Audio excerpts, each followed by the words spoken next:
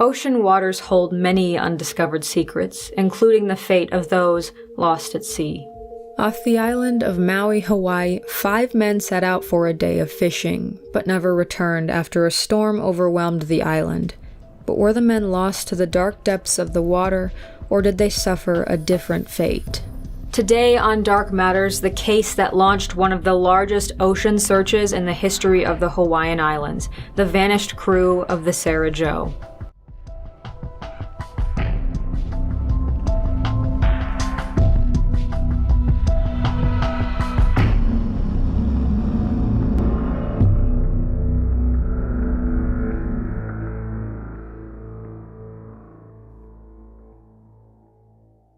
The morning of February 11th, 1979 was picture perfect, cloudless skies for miles, and the blue ocean waters of the Hana Bay.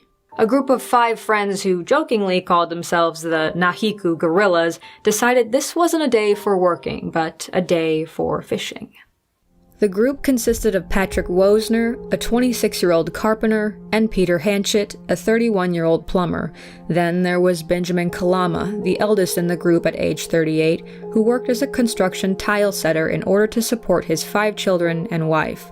Rounding out the group was 2 27-year-olds, Ralph Malaikini, who owned his own trucking company, and Scott Mormon, a carpenter.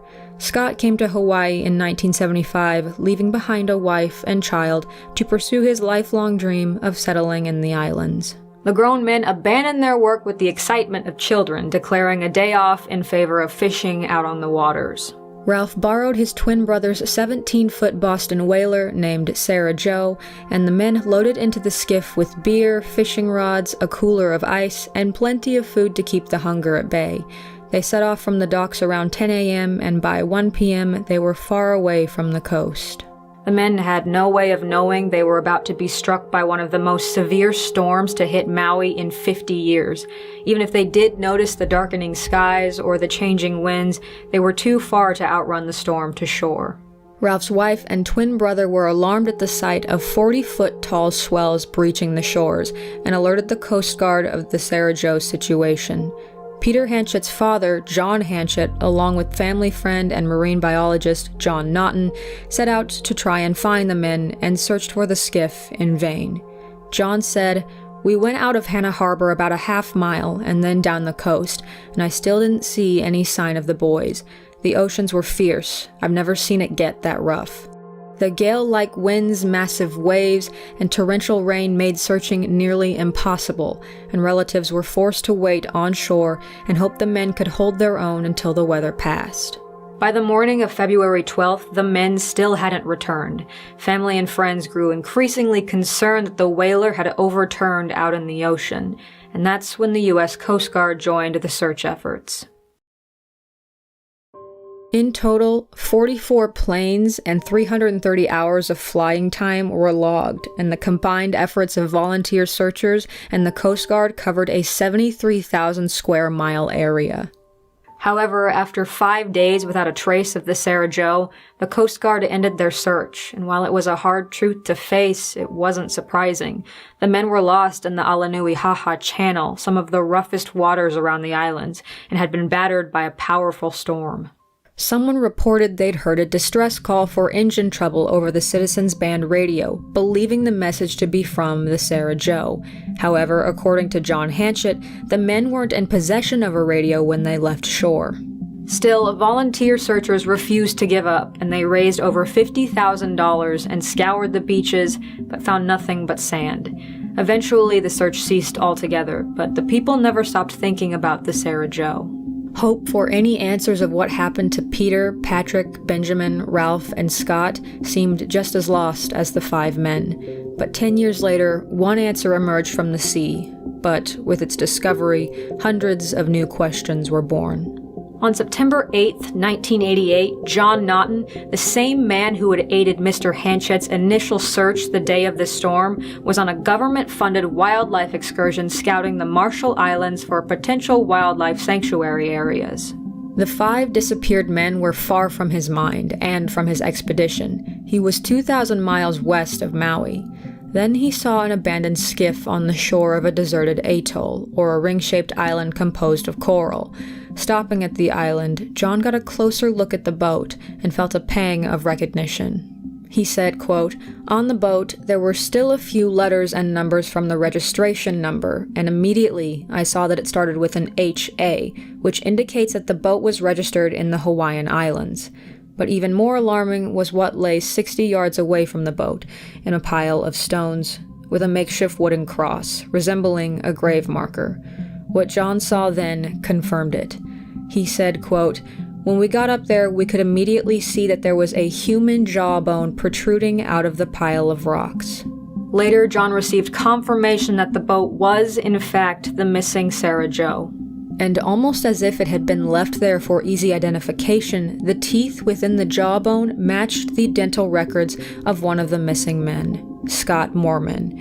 When the grave was excavated, the rest of Scott's bones were found inside, along with a peculiar, small binding of paper. Captain Jim Cushman of the U.S. Coast Guard described it as follows. It was a sheaf of paper, and I'd say a book, except it was not bound, probably about 3 inches by maybe 3/4 of an inch thick. Between each one of the pieces of paper was a very small square piece of foil material. We have not been able to determine who placed that there or what purpose it serves. The paper did not appear to be a journal or logbook, as it was absent of any writing. But the mystery only deepens and twists in its strangeness. There was no trace of the other 4 missing men anywhere on the island.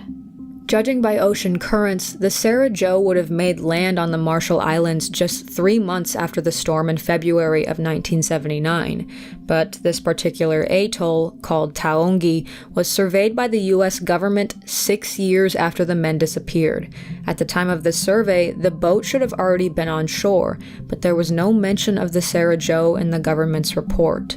So, how did the whaler and only one of its crew members make it 2,000 miles away a decade after it went missing? What happened to the other crew members? For that matter, what happened to Scott, and who buried him? Since many of the ocean's secrets anchor to the seabed, we're left with our own speculations. So let's start with the Sarah Jo itself. If the path and timeline of the Sarah Jo was accurate, where was the boat during the survey?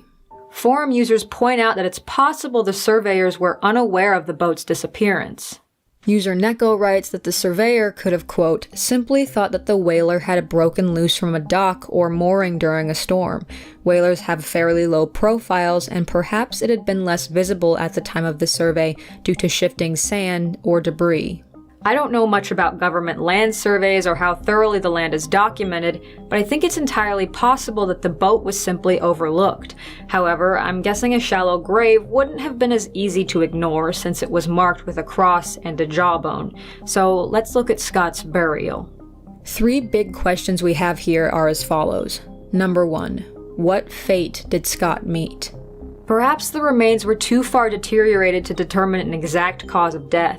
Scott's family heavily believed he was alive when he washed ashore, but reportedly the forensic tests couldn't conclusively say one way or the other. But as of now, we don't know the answer to this question. Question number 2. Who buried Scott Moorman? Was it his fellow crewmates? I'd say this is less likely, as there was no trace of the other men anywhere on the island, living or deceased. So, who put Scott in that shallow grave? Forum users speculate on the events that transpired the day of the storm in order to answer this question. Some suggest that Scott may have survived the initial storm and been at the merciless hands of the ocean, alone in the Sarah Jo. Others thought he might have tied himself to the boat to avoid drifting out to sea and died the day he disappeared. But the men's families weren't satisfied with speculation and hired Honolulu-based private detective Steve Goodnow to try and unravel the final fate of Patrick Wosner, Ralph Maliakini, Peter Hanchett, Benjamin Kalama, and Scott Moorman. Utilizing weather data to calculate the trajectory of the Sarah Jo following the storm, the investigator found that the skiff was, quote, tantalizingly close to Kauai Island. So close, the men might have taken their chances and tried to swim to shore, only to drown in the ocean. The waters around the atoll were also searched, and the outboard engine from the Sarajevo was found, but not much else.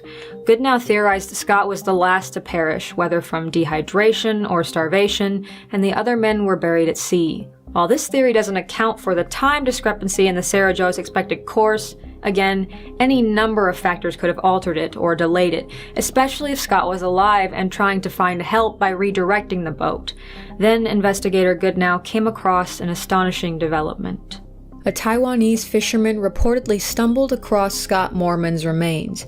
He buried them, but didn't notify island authorities because he was illegally fishing in the area. This explains quite a bit, especially when looking at the mystery of the strange foil papers Scott was buried with.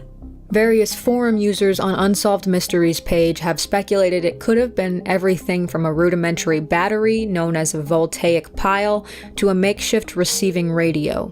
Another user claims the tin foil might have been used as an attempt to communicate using a reflective surface. Considering the men didn't even have a radio on board with them, these theories are entirely possible, but maybe improbable, especially after digging into the next theory about the mysterious papers. Dan Nguyen on the Unsolved Mysteries page said that the papers being described were, quote, Buddhist tradition. You're supposed to burn it to help the spirit with passing. It's supposed to represent money. There were several other similar comments concerning the spiritual significance of these papers, and after a little more research, I came across the technical term for this spiritual money, joss paper. Now, the original description of these papers is, again, as follows. A sheaf of paper, a book except not bound, probably about 3 inches by maybe 3/4 of an inch thick. Between each one of the pieces of paper was a very small square piece of foil material. When I saw the pictures of the joss paper, I thought it was highly likely this is what was buried with Scott Moorman's remains. According to Wikipedia, joss paper is also known as ghost money, sheets of paper and or paper crafts made into burnt offerings which are common in various Asian religious practices, including the veneration of the deceased on holidays and special occasions. It is reported Scott's body was found with gold and silver foil, representative of money in the afterlife or good fortune to help assist the deceased into the afterlife. Personally, I find this theory fits more in line with the description of the papers and the theory that Scott was discovered and buried by a Taiwanese man fishing illegally in the Marshall Islands. The final mystery will likely never be answered. What happened to the other men? In this case, it seems like they either didn't survive the initial storm, or, if they did, died along the Sarajevo's journey and were cast out to their final resting places at sea. Just a year after Scott Moorman's remains were unearthed, Unsolved Mysteries aired an episode dedicated to the disappearance of the Sarajevo. But concrete answers about what happened to Scott, Patrick, Ralph, Peter, and Benjamin still remain buried. However, the people of Hannah have hardly forgotten about the men. There were 2 memorials erected in their honor, one at the boat ramp at Hannah Bay, and the other where the Sarajevo was found 10 years later. The plaques read, "In loving memory of the crew of the Sarajevo, lost at sea, Hannah, Maui, February 11th, 1979. Hannah remembers her sons." The people of Maui continued to honor the tragic event and even held a luau to commemorate the 30th anniversary in February of 2009. While the community was undeniably impacted, the family members of the 5 men were undoubtedly hit the hardest. Ralph Malaikini's brother kept the remains of the Sarajevo in his backyard as a tribute to the brother and friends he had lost that day. Ralph has his own theories as to what happened, believing Scott tied himself to the boat during the storm while the other men perished somewhere along the 2,000-mile journey to the Marshall Islands. But it seems the tragic fate of the other missing men will remain forever anchored to the ocean floor, and I only hope the families can find some closure in their own ways, even without answers. Thank you all for giving this case a moment of your time, and no matter what you believe or what you speculate, I only ask you for respect in the comments, and remember, though these may be dark matters, the darkness always matters. Thank you all for watching the video. If you enjoyed, please be sure to leave a like and a comment and subscribe so you don't miss any new videos from me. If you're looking for other similarly unsolved cases, you can click any of the videos on screen now. Stay safe, friends, and have a good night.